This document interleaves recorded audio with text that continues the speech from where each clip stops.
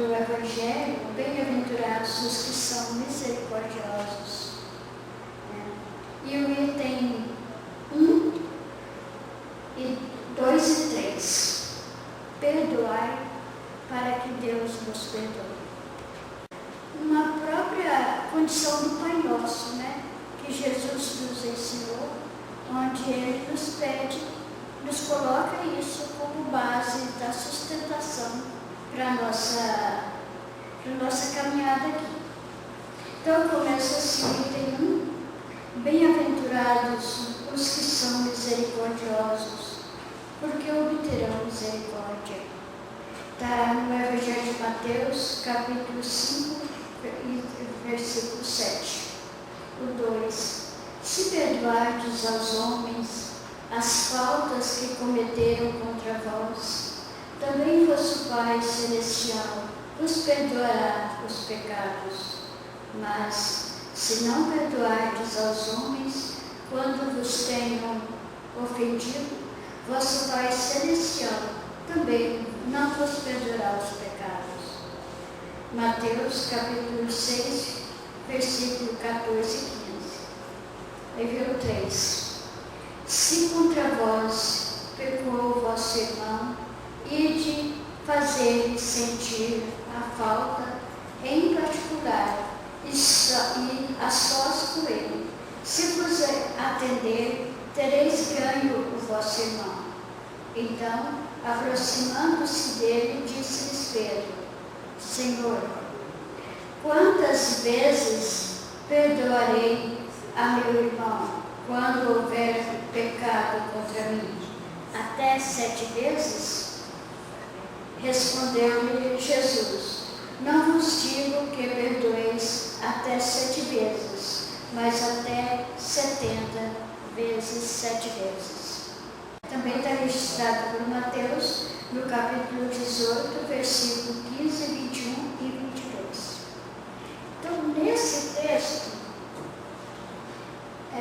Jesus nos chama a atenção para essa necessidade que hoje, até hoje e ainda hoje, nós precisamos muito dessas palavras. A necessidade de perdoar. Por que a gente ainda tem necessidade de perdoar? E nós teremos pela vida? Jesus tem necessidade de nos perdoar. São colocações, Então, porque eu só tenho necessidade de perdoar porque eu me deixei ofender. Então, o que acontece? É uma necessidade nossa devido à nossa condição espiritual. A nossa condição de orgulho, nosso orgulho é tão grande, é tão forte em nós, que por qualquer coisinha a gente se ofende.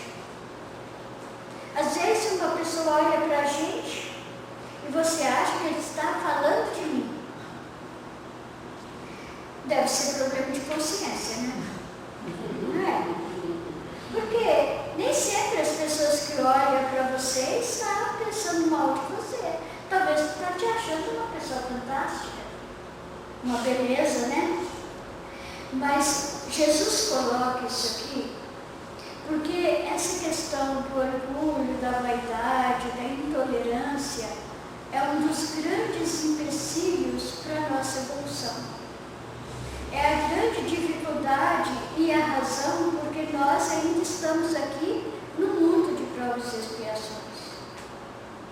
Porque nós ainda não compreendemos Deus como Pai, o próximo como irmãos e nós como filhos de Deus. Então, a partir do instante em que eu tenha essa referência, aí eu não vou ficar mais me magoando por tantas quimeras, tantas coisinhas mínimas, pequenas, que poderia perfeitamente ter deixado passar.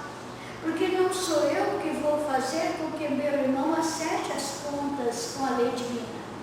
É a própria lei. A própria lei é que encarrega disso. Então, É muito interessante as bem-aventuranças, quando ele fala dessa bem-aventurança. Bem-aventurados os que são misericordiosos, porque obterão misericórdia. Qual de nós não tem necessidade de receber misericórdia? Qual de nós não precisamos do auxílio de alguém? Qual de nós gostaria de que as pessoas fossem mais fraternos conosco? Mas nós também precisamos aprender a fraternidade. Então, Jesus nos orienta em todos os aspectos para que a gente aprenda a ter essa condição. Porque é o caminho que nos conduz à felicidade. Se a gente perguntar, você, qualquer pessoa, você quer ser feliz? Aí a pessoa vai dizer que sim. Eu quero muito ser feliz. Mas o que você está fazendo para ser feliz? O que me daria felicidade hoje, agora? O que me faria feliz? Às vezes eu falo assim, eu preciso de alguém para me fazer feliz. Mas eu não preciso de ter alguém do meu lado para me fazer feliz. Quem me faz feliz sou eu. Eu não posso colocar nos ombros do meu irmão isso, sabe? Eu não sou feliz porque eu não tenho carro do ano. Aliás, tem carro não, né? Se eu tivesse um, eu teria. Então, aí você compra o carro, aí no final do ano já parece mais bonito, você quer aquele, você já se tornou infeliz de novo. Então aí é porque nós colocamos a questão felicidade em pontos sutis, em pontos vulneráveis, em pontos que passam logo. Mas a felicidade é um caminhar tranquilo. Quando Leon Denis fala no livro O Problema do Ser, do Destino e da Dor, ele fala sobre a consciência. Tudo que ele fala muito bonito, né? Então o que acontece? Ele fala que a consciência é o despertar de nós, do nosso eu. É o íntimo de nós. É o nosso íntimo. É a nossa essência. É ter consciência. É estar ciência de que somos espíritos. Então você tomar essa consciência. É ter essa ciência. Esse conhecimento. Então, aí no Livro dos Espíritos, Kardec pergunta, onde está escrito a lei? Está no Evangelho, está na Bíblia, está nisso. Mas os que viveram antes da Bíblia? Não tiveram consciência? Então, aí os Espíritos respondem com muita camaradagem, a lei de Deus está escrito na consciência. Ou seja, está em nós a lei de Deus. Todas as possibilidades de evolução estão conosco. Nós temos em gênero tudo o que nós precisamos para ser felizes. Então não tem como buscar um canto ou no outro. Então o perdão das ofensas é uma das questões que a nossa consciência nos convida à reflexão. Então a gente sabe que buscar a lei divina que está dentro de nós é buscar a nossa essência divina, é o nosso DNA divino. Nós somos filhos de Deus, fomos criados por Ele. Então essa postura diante da vida nos faz ver com outros olhos, nos faz despertar para buscar em nós a reflexão que a gente precisa. Então, a Abra fala assim, é difícil? Então Pedro pergunta, quantas vezes devo perdoar meu irmão? Aí Jesus fala, aí ele pergunta, né, até 7 vezes? Quer dizer, você perdoar 7 vezes já está louco? Aí vezes 7, ou seja, tem que perdoar sempre, até você chegar no ponto em que não precisa mais perdoar, em que você não sente mais necessidade de perdoar. Que foram questionaram ao sábio da antiguidade se ele tinha facilidade de perdoar. Aí ele disse, não, eu nunca perdoei ninguém. Aí a pessoa ficou assim, nossa. Aí ele responde, nunca perdoei porque ninguém nunca me ofendeu. Não é que ninguém nunca tentou, mas não conseguiu. Tentar, as pessoas sempre tentam nos ofender. Mas o que é interessante é você não se deixar ofender. E como que eu vou fazer para conseguir isso? Bem, primeiro, não dá tanta importância ao que o outro fala de mim. Por exemplo, se uma pessoa fala que eu fiz determinada coisa, eu tenho ciência tranquilamente que não fez. Aí eu fico com raiva da pessoa porque ele mentiu. Não é incoerente? Mas espera aí, ele mentiu ao meu respeito. Esse é o problema dele. Aí quem é que é o mentiroso aí? Ele. Então, aí eu começo, por exemplo, a pessoa fica nervosa, fala, briga. Aí você pensa, nossa, coitado, deve estar com muito problema em casa, deve estar com muitos desgastes, ou só uma doença. Aí você começa a mudar a sua estratégia de vida. Aí aquela pessoa, que você é isso, que você é aquilo. Se for ele está falando a verdade, aí eu tenho que mudar aquela atitude. Nossa, quem falou a verdade, não é que eu estou fazendo isso mesmo? Aí você fica grato a ele por ter falado a verdade para você ter a oportunidade de despertar e corrigir. Não é ficar com raiva dele. Agora, se ele falou uma coisa que nem verdade é, segue seu caminho e deixa ele. Aí você vai perdoar quantas vezes? Nenhuma. Porque por mais que a pessoa insista, não conseguiu te ofender. Não conseguiu tirar você do foco, que é o Evangelho de Jesus. Então, quando Jesus responde a Pedro, até 70 vezes. Se eu perdoar 70 vezes, 7 vezes, eu acostumo a perdoar. Aí eu já não é mais sacrifício. Então, o perdão das ofensas é uma das questões que nos engrandece. Se aquilo que a pessoa falou me ofendeu, aí a pessoa me deu um golpe, né? Hoje o golpe está em moda. Não, porque você vê golpe na internet, tudo de jeito, né? Só quando você aprende uma coisa, não, esse aqui não pode, já aparece outro. Então, se a pessoa faz tudo isso, ele está utilizando a inteligência dele para dar prejuízo para o outro. Olha que coisa feia. Aí você começa, então, a pensar, por que a pessoa gasta tempo, saúde, inteligência, para pegar o que não lhe pertence? Aí você pensa, bem triste coisa, bem triste pessoa faz isso. Então aí você vai mudando o seu foco.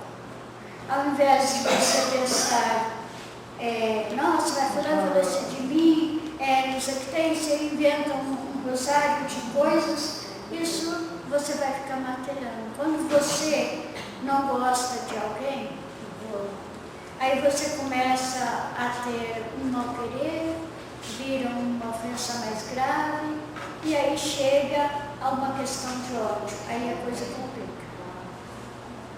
Porque quem odeia não consegue tirar as algemas que prendem aquela pessoa.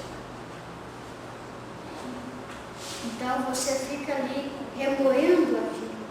Aí o Chico fala que nós, quando perguntaram para ele sobre a questão de amar o inimigo, aí a pessoa quis dizer para ele que amar os inimigos é uma coisa medonha, muito estranha. Aí ele disse, não, meu filho, não é. Vamos pensar que a pessoa que se coloca como nosso inimigo, ele fica vigilante nas nossas ações.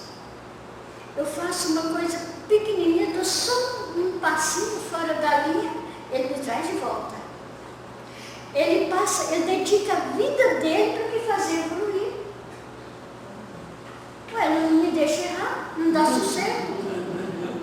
Aí o que acontece? Já pensou quando chegar no mundo espiritual e ele perceber que aquela pessoa que ele odiava tanto está lá nessa altura e lá embaixo?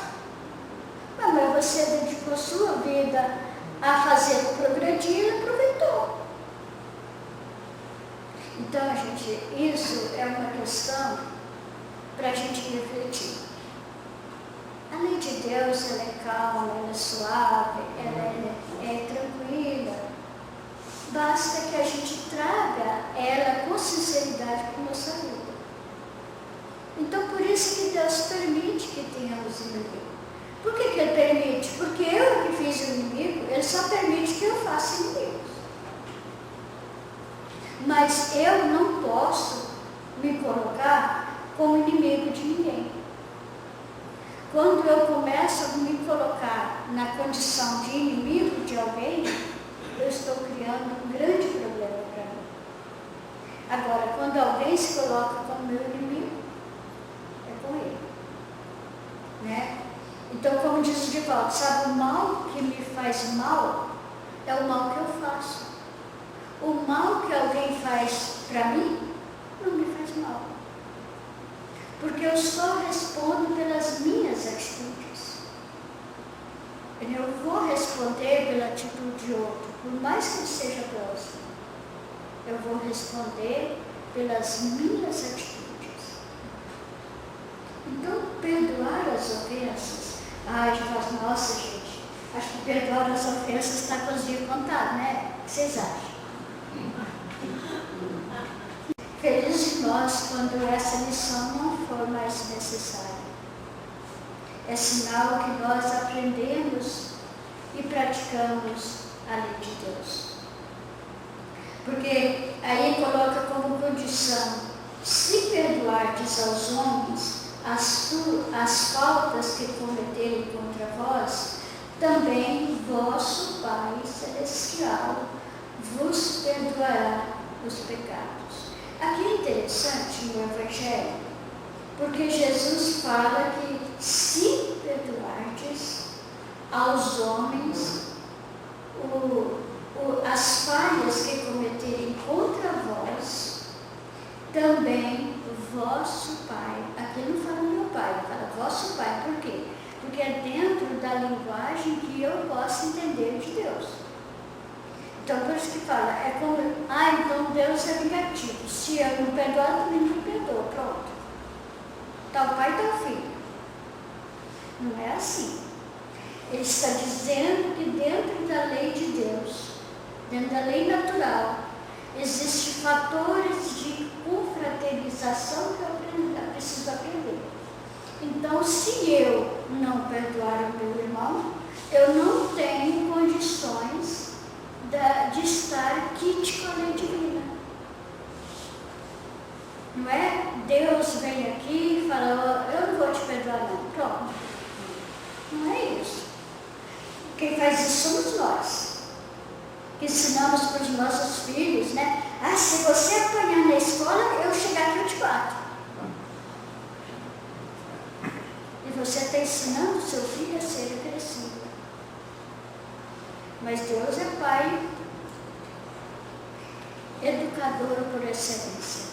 Então, não é isso que ele ensina. Ele diz que dentro da lei de Deus, dentro da lei divina, da lei natural, não tem espaço para revide. Porque nós temos que aprender a viver solidários, a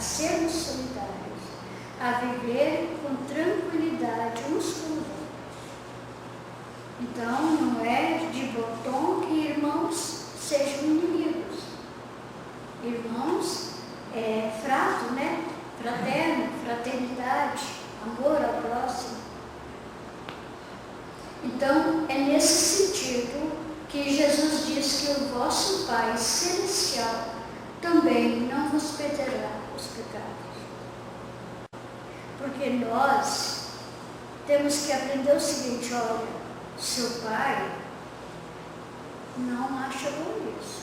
Sabe, a gente vê muitas mães falando para as crianças assim, ó, papai do céu não gosta que você briga, papai do céu não gosta que você pega a coisinha do seu colega, papai do céu não gosta que você brigue. Assim é Deus conosco.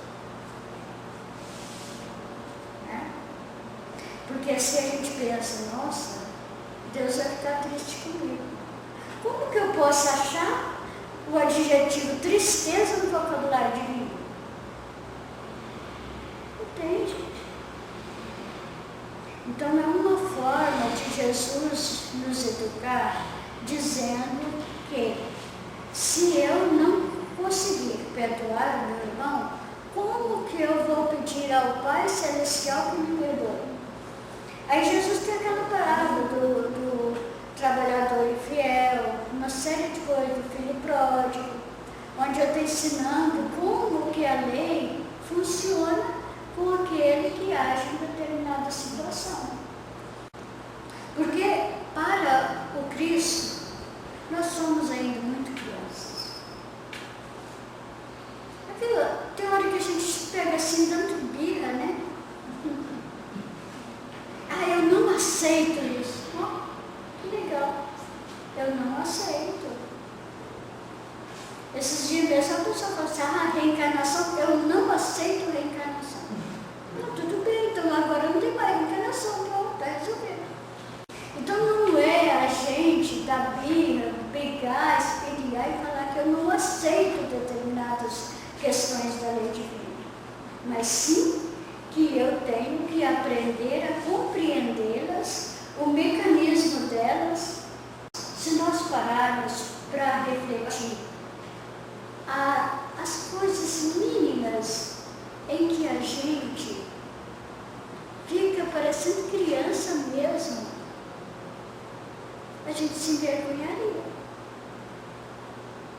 Aí você olha no espelho e fala, mas não é possível que você fez isso.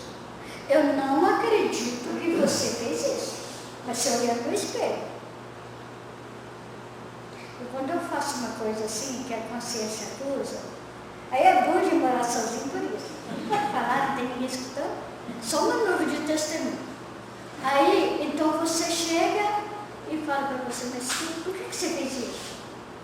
Aí de cara feia. Aí você responde logo, rápido. Aí a gente fica pensando, a gente fica sem saída. Então, é melhor a gente fazer isso conosco agora do que o nosso espírito protetor ter que falar conosco depois. Então, a questão do perdão é isso.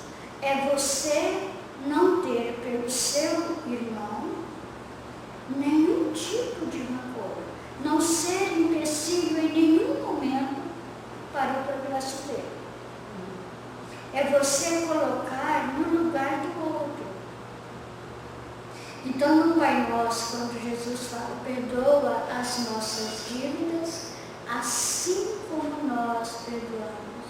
Então, a gente fala isso, repete, nunca para pensar no acordo que eu estou fazendo. Então, eu preciso ficar mais atento. Então você vai perdoar a pessoa que te ofendeu, a pessoa que falou mal de você na vizinhança inteira? Não.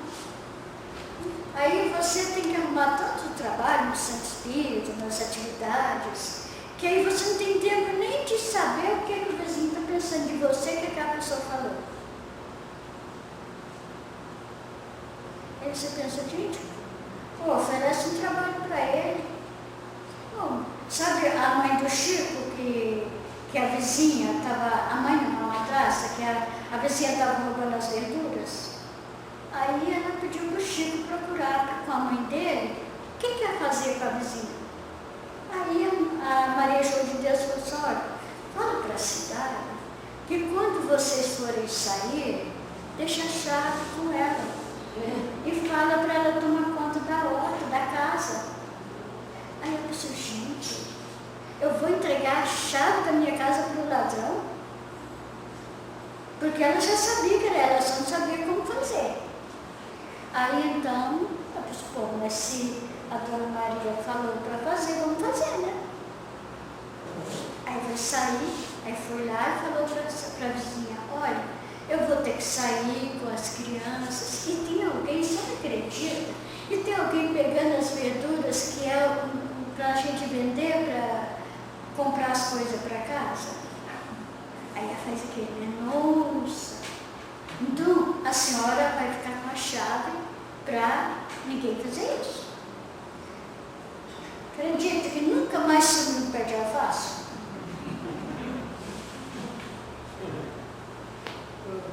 Então se eu tivesse lá brigado com ela, eu ia sumir cada vez mais. Então aí ela aprendeu o seguinte, aí a gente vai falar assim, nossa, então eu vou, se eu ver um ladrão roubando, aí eu chamo ela, mas toma conta aqui da minha casa? Não é bem assim, né? Tem ladrões e ladrões, então a gente tem que ter cuidado. Mas é uma lição de vida. Ela deu para essa senhora uma lição de vida. E é como se eu estou com a chave da casa, como que eu vou lá pegar a coisa? Não tem jeito. Então, ela encontrou essa saída. E assim, Deus oferece para nós. Então, a gente está muito rebelde, muito complicado. Aí, o que é que Deus fala? Te indica para ser presidente do centro. E como diz a Meimei, Deus tem estradas por onde o mundo não tem caminhos. Então, Deus tem forma de nos educar. E olha, gente, estar à frente da direção de uma casa espírita, nos dias de hoje, aguarde. O Pai Celestial, Ele não nos castiga. Aí, vocês acreditam mesmo que Deus não castiga? Você acredita? Acredita? É? Agora, aí a gente pergunta, mas por que Deus não castiga? Porque só o castigo é utilizado por pessoas que não têm método real de educação. Deus sabe nos educar. Então não precisa castigar. Porque a violência, castiga uma violência. A violência só é utilizada por quem não tem razão. Por quem não tem razão.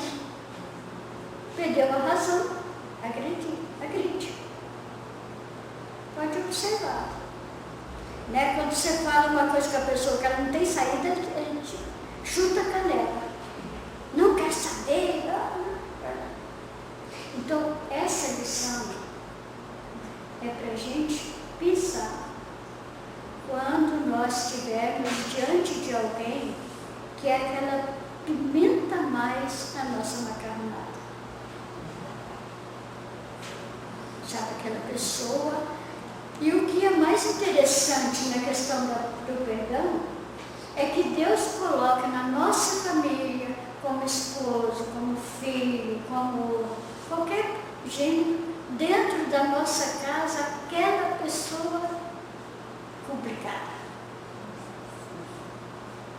Aí quando a mãe, né, está esperando o filho, aí, nossa, meu anjo, meu anjinho, e aí Deus é tão sábio que Ele dá aquela embalagem, né, gente? Lindo! Coisa mais linda, coisa mais... Parece um anjinho mesmo, né? Se não conhecesse o passado. Aí então, aí você fica toda feliz, e Deus também. Aí você vai aprendendo a lidar. E logo, logo ele começa a botar as asinhas de fora. Nossa, mas ele é tão mansinho. Nossa, mas meu filho é inteligente. Não, Bruno tá bom para ela, diz que é inteligente. Tão bom. E aí, então, com isso, ela vai amando aquela pessoa. Isso é perdão de Deus. Porque aí, a hora que ele tiver maior, na puberdade, na juventude, na adolescência, na velhice, todas as coisas que ele faz, é meu filho. Sabe? Então a gente vê assim, né? A sabedoria de Deus. É assim que ele perdoa as ofensas. É assim que ele nos educa. É colocando o próximo. Não é por outra razão que ele deu à mulher o instinto da maternidade. A criança, desde bebezinha, menininha, desde pequenininha, pega a bonequinha e já mima. Já traz ela para si, aquele jeito delicado, gentil, de aconchegar. É a preparação de Deus para que você aconchegue o seu inimigo, por mais inimigo que ele seja. Não perdoar é trazê-lo para casa. Sabe aquela nora, aquele genro, gente fina, né? A culpa é da sogra. O que acontece? São mecanismos da lei que ela nos deixa livres para aceitar ou não. Se eu aceitar, eu estarei caminhando com passos mais largos rumo à felicidade. Se eu não aceitar, eu recomeço, até aceitar. Se tem uma coisa que Deus não tem, é pressa para a nossa evolução. Por isso que nós somos espíritos imortais. A sua imagem e semelhança. Então, essa questão é para nos despertar. Então, melhor que você ajuste com seu irmão enquanto está com ele a caminho. Porque depois fica mais difícil. Porque aí, depois da desencarnação, aí você o conhece melhor, mas ele também vai te conhecer. Né? Se contra vós pecou vosso irmão, cometeu qualquer falta, qualquer confusão, e fazer sentir a falta em particular. Mas aí o que a gente faz? Aproveita a hora que a família está reunida. Aí você começa. Né? Culto no lar, as pessoas utilizam muito para isso. Aí fulano, você está ouvindo? Está prestando atenção no que está acontecendo na lição? Mas não é esse o papel. Aí a gente vai aprendendo que nós estamos caminhando juntos para uma conquista em conjunto. Família tem os amigos e tem os inimigos. Família tem os momentos de paz e os momentos de profunda luta e muita renúncia.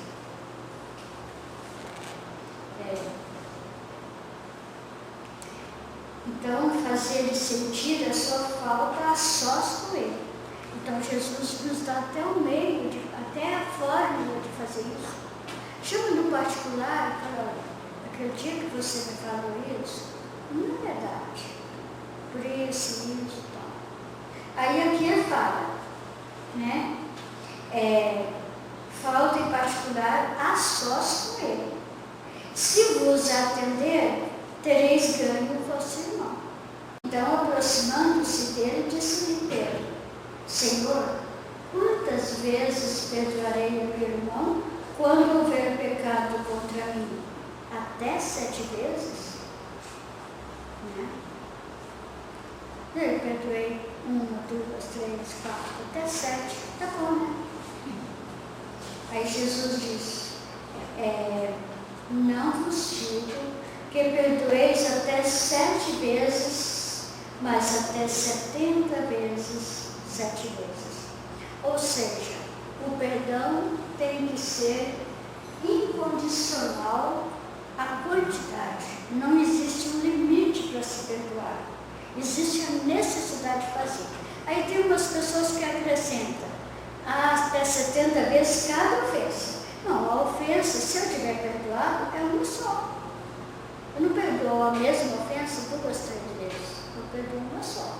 Ou então não perdoei. Aí tem que ir tentando, 1, 2, 3, até conseguir. Mas o objetivo também é levar-nos a nos esforçarmos para isso. A lei de Deus, como Jesus disse, ela não coloca fardos pesados em ombros fracos. Então, por que Jesus veio na época que veio e não na época que ele mandou Moisés? Porque na época de Moisés, a humanidade não estava madura. Aí, então, na época de Jesus, ele já veio trazer o amor. Porque Moisés trouxe a justiça. E Jesus trouxe o amor, que é uma forma a mais branda forma de justiça. E nós, então, estamos aí, desde então, nessa tentativa que vai frutificar. Porque todos nós vamos crescer, vamos evoluir, vamos melhorar. Por mais que a gente ainda tenha dificuldade, não desanime, somos filhos de Deus. As coisas estão difíceis? Tá. Mas é nas horas difíceis que eu demonstro o meu valor, a minha fé, a minha consciência quanto ao Espírito. Nós, que estamos aí no movimento espírita, na sociedade, quanto cidadãos, nós estamos também lutando, porque quando a gente prepara uma lição, vem aqui falar, quantas vezes a gente lê? Quantos exemplos a gente procura? Então, fazer o estudo aqui não é dizer que eu já pratico aquilo, mas eu estou estudando mais e mais para conseguir isso. Porque nós não podemos perder o ponto de partida. Eu sou filho de Deus. E como tal, nenhuma das ovelhas que meu pai me confiou se perderá. Jesus falou isso. E olha que ele está nessa luta, faz tempo conosco. Mas nós vamos vencer, porque nós temos no nosso sangue, sabe? Um pontinho lá, um componente chamado felicidade. E nós buscamos isso incessantemente. Mas nós vamos encontrar o dia que eu entender que todas as pessoas da Terra, todo ser vivo, é um pouquinho da bondade de Deus para conosco na Terra. A gente está aqui hoje com a doutrina espírita, a gente está aqui hoje com o Evangelho de Jesus, é nos colocar como uma grande oportunidade para eu melhorar. Porque eu melhorando, eu melhoro a minha família, eu melhoro todos os que eu convivo, porque as pessoas verão em mim uma mudança. Nossa, como você mudou. Melhorou muito. Ok. Isso quer dizer que eu estou no caminho certo. Então, em tudo, agradecer a Deus. Né? Como gostam de falar para mim, porque eu tive problema aí com aquela lição da paciência. E aí então, a dor é uma bênção que Deus envia a seus inimigos. A dor é a bênção que nos faz pensar. A dor é uma oportunidade que Deus nos oferece para que nós, meu filho, pensa. Às vezes uma doença que nos põe acamado é uma oportunidade que Deus está nos colocando na cadeirinha do pensamento. Meu filho, vai ficar quietinho um tempo para você pensar. De complicação, dá um tempo. E aí você fica ali impossibilitado, aí você fica dependente, você olha para as pessoas que estão cuidando de você, muitas te sorriem, outras te beliscam, mas você vai ver quanto eu era feliz e não valorizei. Quando eu tenho um raciocínio, quando eu posso caminhar, quando eu posso movimentar minhas mãos, quando eu posso ter os meus órgãos funcionando, tudo isso são bênçãos. Uma senhora que o filho dela teve um problema seríssimo renal. Fez hemodiálise durante muito tempo. E um dia conseguiu o transplante de rim. Fez a cirurgia, correu tudo bem. E ela disse que quando ele foi no banheiro e fez xixi, que já tinha tempo que não fazia, ele então começou a gritar, sabe? Falou, eu não sabia o quanto isso é importante, coisa que a gente não valoriza. Então, ela disse que ele chorou tanto, porque conseguiu um rim funcionando e esse rim funcionou no seu organismo e ele não precisou mais da hemodiálise. Graças a alguém que partiu, mas que foi doado o rim para salvar a vida de outro. Então, as pequenas coisas que a gente não valoriza, mas um dia Deus vai nos colocar, meu filho, você prejudicou tanto o seu corpo e hoje, agora nós vamos te colocar na dependência de uma máquina, para que você saiba que você tinha uma máquina no seu corpo e você simplesmente estragou. Então que nós possamos refletir toda a riqueza, quanto vale um rim, quanto vale um fígado, quanto vale um intestino funcionando, quanto vale um pâncreas. E eu tenho tudo isso funcionando literalmente. E eu escravo sem preocupação. Então assim é a vida. Eu tenho família, eu tenho meu trabalho, eu tenho. Mas eu acho que não tenho. E aí começo a desvalorizar. E aí então o perdão de Deus está em te mandar a dor para que você pense. Então é isso, viu gente? Muita paz para todos e que Deus nos abençoe.